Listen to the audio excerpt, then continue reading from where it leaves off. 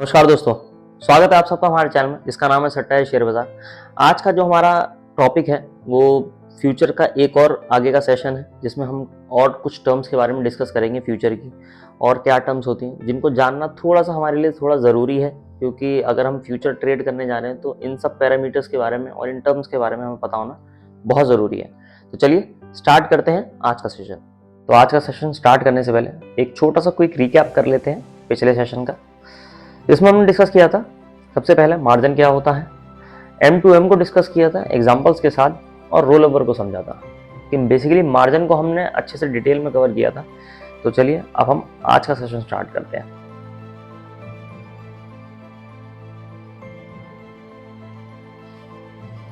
देखिए आज का जो सेशन है इसमें हम डिस्कस करेंगे सबसे पहले शॉर्टिंग के बारे में। मुझे पता है आपने लॉन्ग एंड शॉर्ट कवर किया हुआ है, लेकिन इसको एक अलग नज़रिए से देखेंगे। स्प्रेड के बारे में, इम्पैक्ट कॉस्ट के बारे में और कैसे ये दोनों लिक्विडिटी को अफेक्ट करती हैं या कैसे रिलेटेड हैं ये लिक्विडिटी से, और फ्यूचर प्राइस की कैलकुलेशन के बारे में समझेंगे कि वो कैसे कैलकुलेट होता है और आर्बिट्रेज। तो चलिए स्टार्ट करते हैं। सबसे पहला आता है शॉर्टिंग। आपको ध्यान होगा मैंने आपको बताया हुआ है कि मान लीजिए मेरे को लगता है कि TCS का व्यू मेरे लिए आगे अप है, कि TCS बढ़ने वाला है, तो मैं उसे आज बाय करूंगा और बाद में सेल कर दूंगा। अब ये बाद में आज हो सकता है, कल हो सकता है, परसों हो सकता है, महीने भर बाद हो सकता है, जब भी मुझे लगेगा तब कर सकते हैं। अगर मुझे TCS का व्यू ये लगता है कि डाउन है तो मैं उसे आज बेच दूंगा और बाद में बाय कर लूंगा। अब ये बाद कब आ सकता है? देखिए शेयर के मामले में ये बाद जो है ये एक दिन का ही होता है, जिसे हम इंट्राडे कहते हैं। मतलब ये है कि अगर मैंने आज TCS सेल किया है तो मुझे आज के आज, जब तक मार्केट चल रही है, मार्केट जैसे ही क्लोज होने वाली होगी तो मुझे बाय करना ही पड़ेगा किसी भी रेट पे, नहीं तो मेरा ब्रोकर उसे उसी रेट पर काट देगा। इसे हम इंट्राडे भी बोलते हैं। और ऐसा क्यों होता है, इसका एक आपको प्रैक्टिकल डिफिकल्टी बताता हूं क्या आती है स्टॉक एक्सचेंज में। जब भी हम कोई शेयर बाय करते हैं और बाद में सेल करते हैं तो मुझे उस शेयर की डिलीवरी देनी होती है कि जी ये शेयर मेरे पास था। अब अगर मैंने पहले सेल कर दिया है तो अगर मार्केट चल रही है तो मेरा ब्रोकर या स्टॉक एक्सचेंज उसे एज ए नॉर्मल ट्रांजैक्शन में डील करता है। उसे नहीं पता कि मैंने पहले खरीद रखा था या मैं पहले बेच रहा हूं, वो इसे नॉर्मल ट्रांजैक्शन डील करेगा कि जी डिलीवरी होनी है, डिलीवरी हो गई है, लेकिन मेरे पास तो ये शेयर था ही नहीं, तो मुझे उसी दिन में ही इसे बाय करके इसकी डिलीवरी को, इस बेसिकली इस पूरी ट्रांजैक्शन को कंप्लीट करना होगा। तो इस ट्रांजैक्शन को हम इंट्राडे बोलते हैं, जो बेसिकली शॉर्टिंग में है, इंट्राडे शॉर्टिंग, कि मुझे एक ही दिन में काटना पड़ेगा। अब फ्यूचर में ये कैसे डिफरेंट है, जो इंट्राडे में एक शेयर आपको आज सेल करके आज ही बाय करना था, फ्यूचर में ये चीज नहीं होती। फ्यूचर में अगर मुझे लग रहा है कि TCS अप है आने वाले टाइम में, तो मैं TCS के फ्यूचर को बाय करूंगा और सेल कर दूंगा बाद में। अब ये कल भी हो सकता है, बेसिकली एक दिन बाद भी हो सकता है, आज ही हो सकता है, कल हो सकता है, 2 दिन बाद हो सकता है, या 2 महीने बाद भी हो सकता है। और अगर मुझे TCS लगता है कि आने वाले टाइम में गिरने वाला है तो मैं उसके फ्यूचर पहले सेल कर दूंगा फिर बाय करूंगा। अब ये जो बाद यहां पर एक दिन था, यहां पर एक दिन भी हो सकता है, 2 दिन भी हो सकता है, 2 महीने भी हो सकता है। बेसिकली जैसा बाय चलेगा वैसा ही सेल चलेगा। तो ये शॉर्टिंग का जो डिफरेंस था इंट्राडे और फ्यूचर में, ये आपको समझाना था।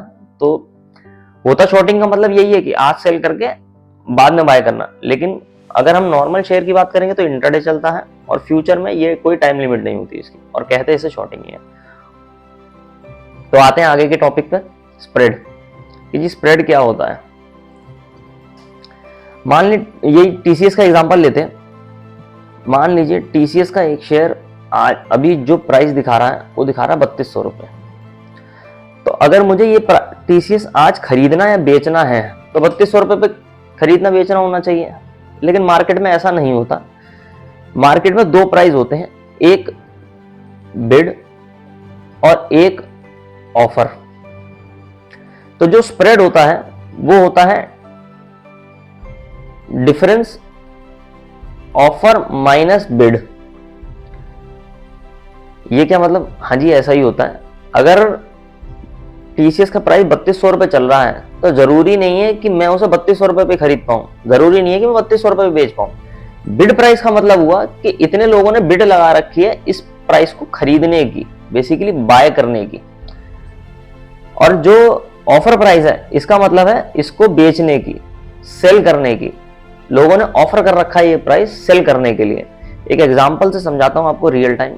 ये मान लीजिए निफ्टी जेन फ्यूचर है जिसका प्राइस चल रहा है 26,331 रुपए। अगर मैं इसको खरीदने जाऊंगा तो ये बेचने का रेट है, इस रेट पर मुझे खरीदना पड़ेगा। और अगर मैं बेचने जाऊंगा तो मुझे इस रेट पर बेचना पड़ेगा क्योंकि लोग इस रेट पर खरीद रहे हैं। तो ये होता है बिड प्राइस, ये होता है ऑफर प्राइस।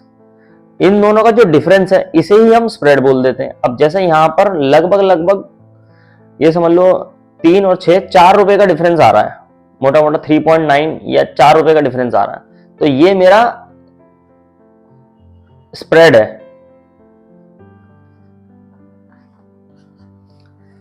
तो ये होता है स्प्रेड। अब आते हैं आगे इंपैक्ट कॉस्ट। बेसिकली होता क्या है, मैंने जैसा अभी आपको बताया कि मान लीजिए 3200 रुपए का रेट है, लेकिन जैसे ही मैं खरीदने या बेचने जाऊंगा तो जरूरी नहीं है 3200 रुपए पे वो बाय और सेल हो।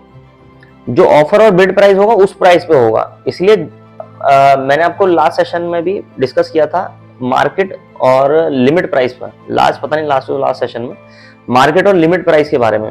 तो लोग लिमिट जनरली इसलिए लगाते हैं कि मार्केट पे वो जिस रेट पे ऑफर या बिड लगी होगी उसी पे ही बाय सेल हो जाएगा। लेकिन अगर मैंने लिमिट सेट कर दी तो वो उस पर्टिकुलर पॉइंट तक, जब तक मेरे पास ऑफर या बिड नहीं पहुंचती तब तक वो ट्रिगर नहीं होगी। तो ये जो आप देख रहे हैं सबने ज्यादातर लिमिट लगा रखी है।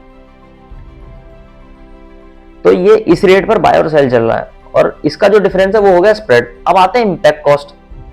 इंपैक्ट कॉस्ट होती है बेसिकली एक्चुअल कॉस्ट। ये इसका फॉर्मूला है actual buy price minus ideal price divide by ideal price into में 100। बेसिकली ये तो परसेंटेज निकालने के लिए मेजर है ये actual price minus ideal price. अब एक्चुअल प्राइस क्या होता है? सम ऑफ क्वांटिटी इनटू में execution price divide by quantity. मतलब अगर मैंने एक लॉट लिया, इसी एग्जांपल में देखते हैं, अगर मैंने एक लॉट लिया है तो यही मेरे को खरीदना है तो यही मेरा बाय प्राइस होगा और यही मेरा एक्चुअल हो जाएगा। तो ये मेरा एक्चुअल प्राइस हो गया।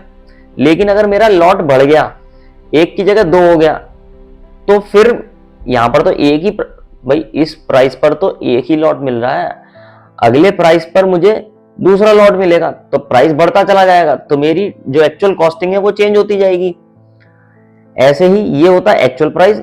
और फिर आता है आइडल प्राइस। आइडल प्राइस होता है जो best buy price in the order book plus best sell price in the order book divide by 2। Basically इन दोनों का एवरेज। इसको एक एग्जांपल और आगे डिटेल में देखते हैं। ये देखिए मैंने दे रखा है सबसे पहले आइडल प्राइस। आइडल प्राइस क्या है? जो बिड प्राइस है और जो ऑफर प्राइस है इन दोनों का प्लस और उसको divide by 2, basically average price आ गया। अब आते हैं एक्चुअल प्राइस। अगर मैंने एक लॉट लेना है फिर तो प्राइस यही आएगा मेरे पास, यही हो गया। अगर मैंने 2 लॉट लिए तो मेरा जो एक लॉट तो आ गया मेरा इस रेट पर, दूसरा लॉट आ गया 26,337 पर और डिवाइड बाय 2, तो एक लॉट का मेरा प्राइस आ गया ये। अगर मैंने 5 लॉट लिए हैं तो 5 लॉट में सबसे पहला तो इसी लॉट पर, भाई जब मैं खरीदने जाऊंगा तो एक लॉट तो मेरा इस रेट पे आ जाएगा, दूसरा लॉट इस रेट पर, और बचा हुआ 3 लॉट जो 2 आ गए 3 रह गए तो 3 मेरे इस रेट पे आ जाएंगे 26,338। अब जब मैं इन सबको सम करके डिवाइड बाय 5 करूंगा तो मेरा जो एवरेज रेट निकल के आएगा, आइडल प्राइस जो एक्चुअल प्राइस निकल के आएगा वो आएगा 26,337। अब इम्पैक्ट कॉस्ट कैसे फर्क डालती है, जो फॉर्मूला मैंने आपको बताया था, actual minus ideal divide by ideal into 100। Basically ये तो परसेंटेज निकालने के लिए है। अगर आप माइनस करेंगे तो आपके पास जो भी अमाउंट आएगा वो उसको हमने परसेंटेज बनाया तो हमारे पास आ गया पहले लॉट में इतना इम्पैक्ट, इतना। और आप देख रहे हैं जैसे जैसे मेरे लॉट बढ़ते जाएंगे वैसे वैसे मेरी इम्पैक्ट कॉस्ट बढ़ती जाएगी। तो जैसे जैसे इम्पैक्ट कॉस्ट बढ़ती जाएगी ये बताता जाएगा कि बेसिकली मेरी जो लिक्विडिटी है वो लिक्विडिटी और कम होती जा रही है। अब लिक्विडिटी क्या है, लिक्विडिटी को सबसे पहले समझते हैं, फिर इन दोनों का इंटर रिलेशन समझते हैं। देखिए लिक्विडिटी क्या होती है, बेसिकली कितने ज्यादा एक्टिव बायर्स एंड सेलर्स हैं उस पर्टिकुलर स्टॉक में, इंडेक्स में, F&O के प्रोडक्ट्स में, और हम कह सकते हैं करेंसी में, कमोडिटी में, किसी में भी।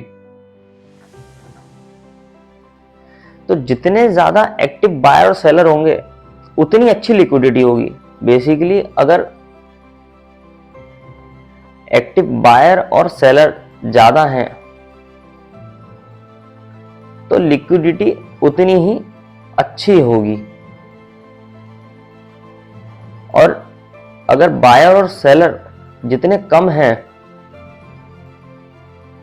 तो लिक्विडिटी उतनी ही अच्छी नहीं होगी, कम होगी। तो हमारे को जो ये लो लिक्विड स्टॉक्स होते हैं इनको ट्रेडिंग से अवॉइड करना चाहिए। क्यों करना चाहिए भाई, मैंने अपने रियल लाइफ एग्जांपल में यही देखा है कि जब भी मैं उस ट्रेड को एग्जीक्यूट करने जाऊंगा तो मेरी इंपैक्ट कॉस्ट बढ़ेगी क्योंकि लिक्विडिटी नहीं होगी।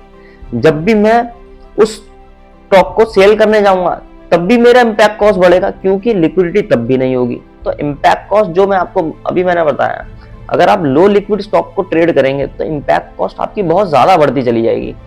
और उसमें क्या होगा, जितना बेसिकली मान लीजिए आपने 100 रुपए का प्रॉफिट कमाया तो उसमें आप ज्यादातर चीजें देखेंगे वो तो इंपैक्ट कॉस्ट में चली जाएगी। आपकी कमाया आपने, जो आपका रिस्क रिवॉर्ड रहेगा उस रिस्क रिवॉर्ड में आपकी कहानी नहीं बन पाएगी। ये चीज मैंने भी ऑब्जर्व करी है अपनी ट्रेड में। अगर मैं इलिक्विड स्टॉक्स को ट्रेड करता हूँ F&O सेगमेंट में किसी में भी, तो मान लो एक एग्जांपल बताता हूं आपको।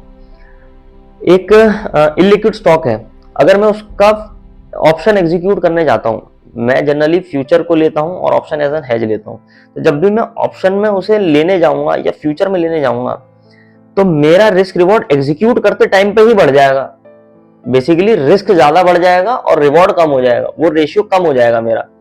क्यों? क्योंकि मेरे पास लिक्विडिटी नहीं है उतनी। मैंने तो जो अपना रिस्क रिवॉर्ड सेट किया एक आइडियल प्राइस पे सेट किया कि जी हाँ मान लो मेरी ट्रेड एग्जीक्यूट होती है 100 रुपए पे, तो मेरा व्यू है बाय के लिए, तो मेरी 20 रुपए का मेरा प्रॉफिट मार्जिन है। लेकिन जैसे ही मैं एग्जीक्यूट करने गया तो 105 रुपए पे एग्जीक्यूट हुआ, तो 5 रुपए का प्रॉफिट तो मेरा वैसे ही चला गया। अब जब मैं सेल करने जाऊंगा फिर 5 रुपए पे लॉस होगा, तो मेरा जो आप रेशियो देख रहे हो 20 रुपए का रेशियो सिर्फ 10 रुपए रह जाएगा।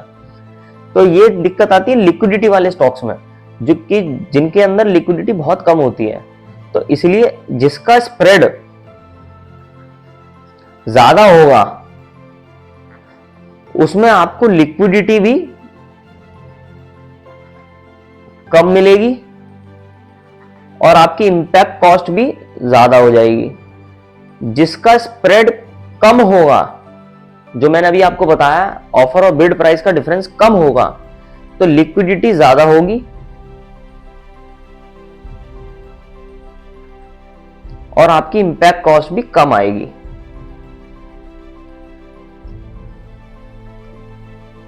तो ये था हमारा लिक्विडिटी का। अब आते हैं calculation of the future price कि जी फ्यूचर प्राइस होता क्या है।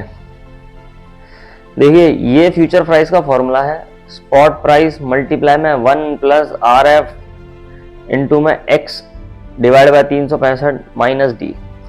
अब आप कहेंगे सर ये क्या फॉर्मूला है, इसको छोड़ दो, एक एग्जांपल बताता हूं उससे आपको पता लग जाएगा।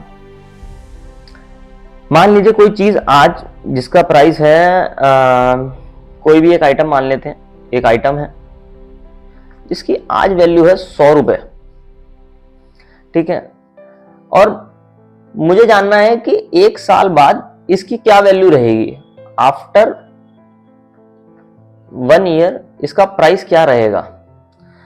तो मैं एक इंटरेस्ट जो इन्फ्लेशन का रेट है वो लगाऊंगा, तो मेरे पास जो वैल्यू आएगी, मान लीजिए 10% है इन्फ्लेशन, तो 100 प्लस 100 इंटू में 10%, ठीक है जी, ये कितना आएगा, 100 प्लस 10 110 रुपए, ये हो गया मेरा फ्यूचर प्राइस। अब सेम इसी चीज को यहां लगाइए। अगर आपने मैथ्स में पढ़ा होगा इस सिचुएशन को, ये जो सिचुएशन है मेरी 100 प्लस 100 इंटू में 10%, इसको मैं ऐसे भी लिख सकता हूं, 100 अगर मैं बाहर कर लूं तो 1 प्लस 10%, यही है। और ये जो RF है, यही रिस्क फ्री रेट कहते हैं, इसे RF को कहते हैं रिस्क फ्री रेट। और ये जो X है, ये नंबर ऑफ डेज है, बेसिकली 365 दिन। अगर आपका 1 साल का रेट है तो 1 साल, और ये है बेसिकली स्पॉट प्राइस, जो करंट प्राइस है उसमें इन्होंने इंटरेस्ट के कंपोनेंट को उस पर्टिकुलर दिन के लिए ऐड कर दिया, तो ये मेरे पास फ्यूचर का प्राइस आ गया। और ये D होता है डिविडेंड, कोई डिविडेंड का अगर नियर फ्यूचर में उसकी पेमेंट होनी है तो उसे लेस कर देंगे, तो ये मेरे पास फ्यूचर प्राइस आ गया।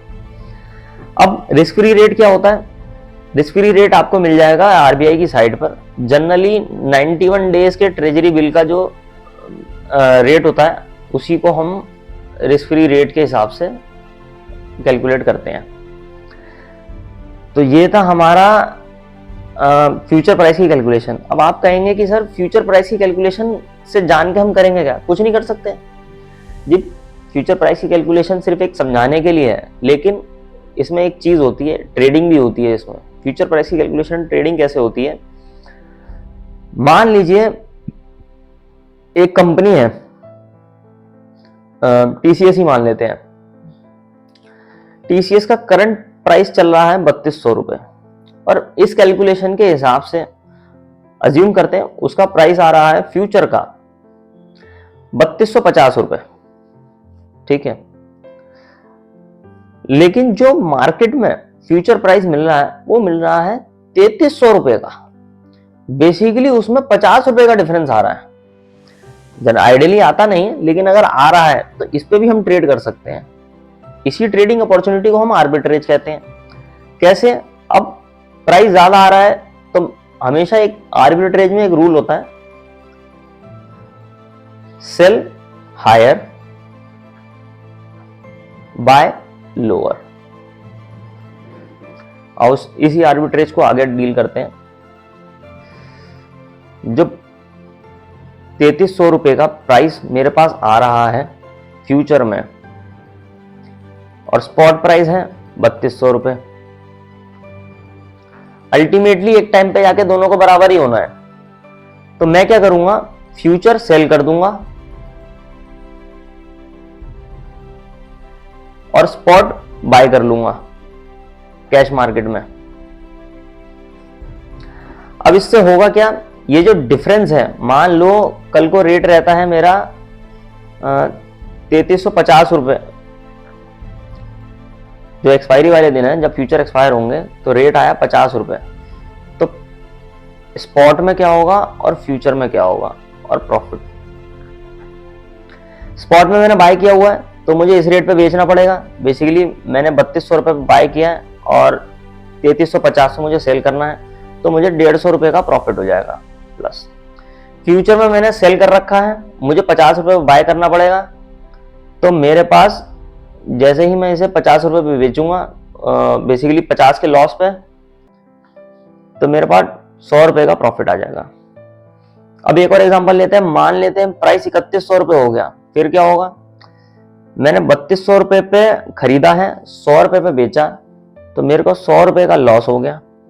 फ्यूचर में मैंने 3300 रुपए पे बेचा है और 3100 रुपए पे खरीदूंगा, तो मेरे को 200 रुपए का प्रॉफिट हो जाएगा, नेट में 100। आप कोई भी कंडीशन लेंगे तो बेसिकली जो आपका डिफरेंस है उतने का आपका प्रॉफिट हो जाएगा। तो ये होती है आर्बिट्रेज अपॉर्चुनिटी। अब इसमें एक दिक्कत है दिक्कत क्या है, अगर आप स्पॉट मार्केट में बेसिकली कैश मार्केट में इसे बाय करने जाएंगे तो आपको उतने ही कॉन्ट्रैक्ट वैल्यू की अमाउंट का पूरे इन्वेस्ट करने पड़ेंगे। इसी चीज को खत्म करता है हमारा कैलेंडर स्प्रेड। अगर आपको कभी ऐसी अपॉर्चुनिटी दिखे तो आप उसमें कैलेंडर स्प्रेड कर सकते हैं। बेसिकली जैसे हमने स्पॉट में बाय किया है तो हम उसमें नेक्स्ट मंथ के फ्यूचर को बाय कर लेंगे। तो इसमें एक पोजीशन हमारी सेल की होगी, एक बाय की, तो हमारा जो ब्रोकर है उसे एज एन हेज ट्रीट करता है, तो हमारा मार्जिन कम लगेगा। बेसिकली जो स्पॉट और फ्यूचर में जो हमारा इन्वेस्टमेंट वैल्यू ज़्यादा लगती, मनी जो रिक्वायर्ड होता, मार्जिन मनी वो ज़्यादा होता, मार्जिन जो होता वो ज़्यादा होता, तो वो कैलेंडर स्प्रेड में उतना अमाउंट कम हो जाता है। तो ये था हमारा आज का टॉपिक, जिसमें हमने डिस्कस किया स्प्रेड, आर्बिट्रेज, इम्पैक्ट कॉस्ट और टर्म्स के बारे में डिटेल में समझा, जो थोड़ा सा ज़रूरी भी थी।